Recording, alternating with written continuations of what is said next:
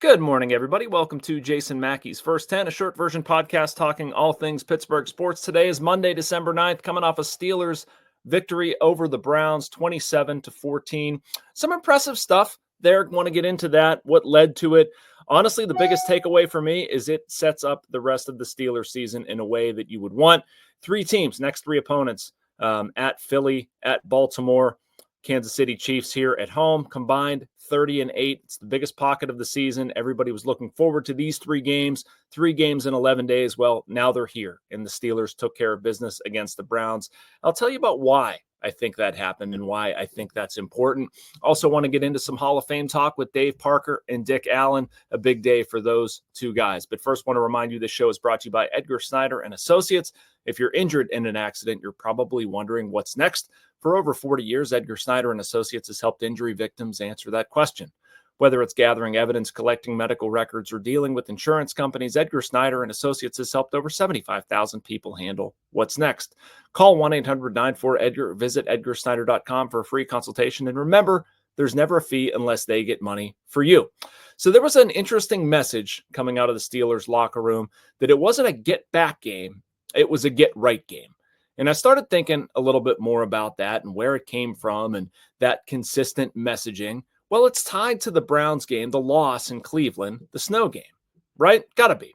They didn't want retribution against the Browns as much as they wanted to sort of think about themselves and get right for this key stretch. You know where that takes me? To Mike Tomlin. It really does. And after that Thursday night game, a lot of people, including me, were plenty critical of Mike Tomlin. And his decision-making was suspect. It deserved it. Not changing my thoughts on any of those comments. But if you're going to criticize when things don't go well, praise when they do. And this was a game, in my opinion, that the Steelers could have had a lot go wrong for them. Last second, not last second, I guess, but 90 minutes before when inactives come out, George Pickens is on the list of inactives. He's not going to play. It was a hamstring injury cropped up on Friday, a late week thing. The Steelers could have chanced it. They could have played with him, and it might have turned a small problem into a bigger one. They didn't. Mike Tomlin made a decision, and I don't necessarily want to hear about the controversy given what he said to Tracy Wolfson. I mean, this stuff, there's a lot of nuance here that, again, certainly weird stuff happens. It's not always just black and white, but sometimes it's as simple as a guy just gets on the field, tests something, it doesn't feel great, and you've got to make a decision. Do we push this? Do we not? Well, Tomlin decided not to, sits George Pickens. Was it a perfect offensive performance? Of course not. It was a slow start. They finally got it going, though. And I mean, that's obviously not all Mike Tomlin, but you go out and get a guy like Russell Wilson, who's been relentlessly positive. He's been around everything. He's seen so many things. And that's what I really liked about Sunday. Russell Wilson figuring it out. After a slow first half, I think he was at like 46 yards in the first half, ends up with 158 total, I think 112. I don't know if that math adds up. It's approximate, right? Doesn't have to be exact. 7 of 10, 2 touchdowns in the second half. He got it going when it mattered. They figured it out. That was a theme of the entire game, really. And it wasn't about, we got to beat the Browns. We got to get the Browns. That's the whole get back thing. It was a get right game. And the Steelers needed to get right. They needed to get right on defense as well after giving up so many points against the Bengals. They were much better in that facet, I thought, and some key plays too. And this is, again, an argument for the Mike Tomlin thing, but you create a culture where guys can step up, thrive, grow, do additional things, and look at some of the turnovers that were created. Now, this is a culture to begin with. It's a whole separate discussion about how the Steelers want to turn the ball over. But Keanu Benton getting an interception, James Pierre getting an interception, Ben Skoranek jumping on a muffed punt. Like, those are guys that have sort of stepped up and taken advantage of opportunity. And Benton, it's growing his game a little bit, that he's not just a run-stuffing nose tackle or something like that. But again, that is a culture created by the coach to, one, hunt turnovers, but two, to bring along younger players, role players, allow them to grow. That happened with the wide receivers too. Look at Mike Williams. There's been so much talk about why isn't he more involved? When's he going to get more involved? Well, he was in this one. Pat Freiermuth's role, when you look at the whole game, there were some issues early on with wasn't sure why he was in there, but you know what? Pat Freiermuth had a pretty decent game. And some other wide receivers stepped up. Van Jefferson catching a touchdown, Calvin Austin again, Scotty Miller. But all in all, the Steelers did what they needed to do. And if we're going to criticize Mike Tomlin for when he loses bad games, this was one where they won in a situation where you couldn't let a loss to the Browns at home, because you're looking ahead at three teams that are a combined 30-8, the thick of your season, the place where everybody wants to pay attention because you were looking ahead to it. The Steelers didn't. They took care of business, and now we have plenty more to talk about. All right, going to take a short break. Going to be back with a few stray thoughts about the Steelers, as well as some Hall of Fame baseball talk. But first, a message from the Bradenton Area Convention and Visitors Bureau. Embrace the laid-back charm of island life while sinking your toes in the sand and discovering real, authentic Florida in the Bradenton area. Unspoiled beauty and pristine beaches, a vibrant waterfront downtown energized by local arts and culture, fresh Floridian cuisine with a flourish of rich history, and friendly locals ready to welcome you to this preserved paradise on Florida's Gulf Coast. Plan your visit today at BradentonGulfIslands.com.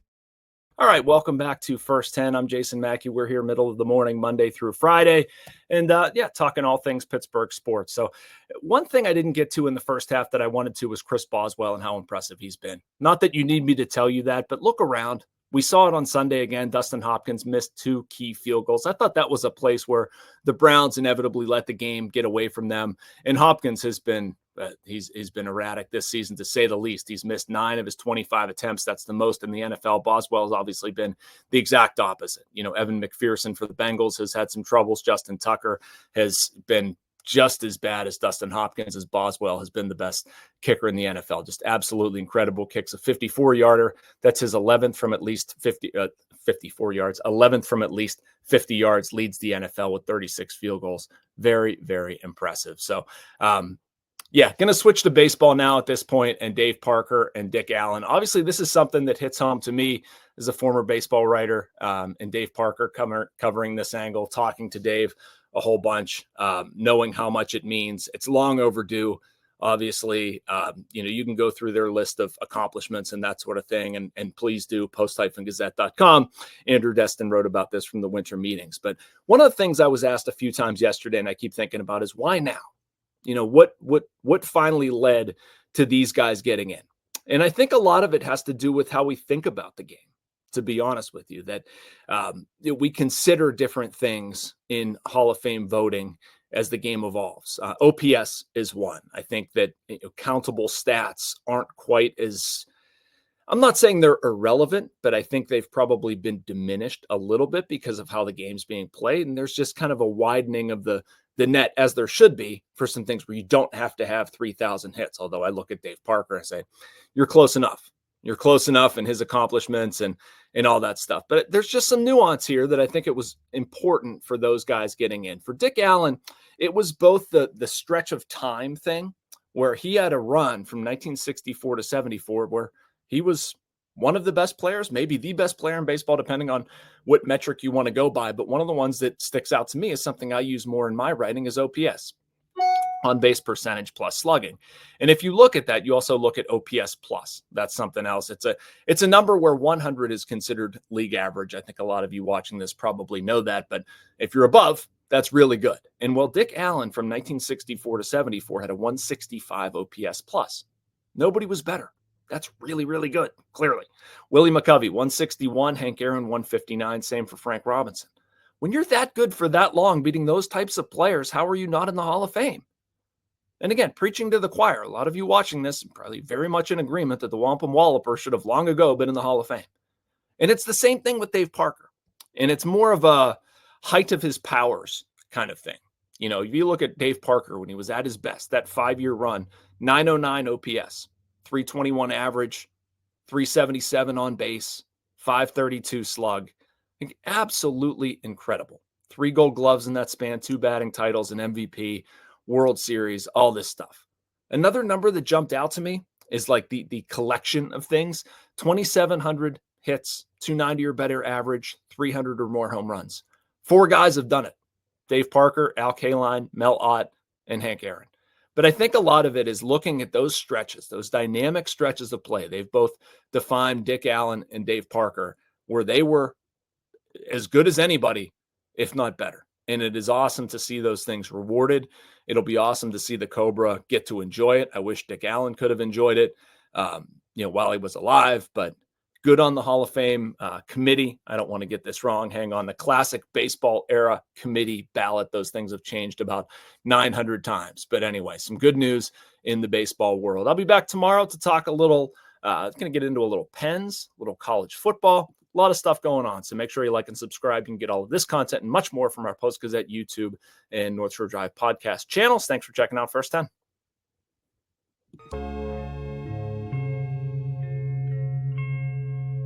Thank you for checking out this content from Post-Gazette Sports. If you watch this video on YouTube, please like the video and subscribe to our channel. For all of the sports coverage the Post-Gazette has to offer, visit post-gazette.com.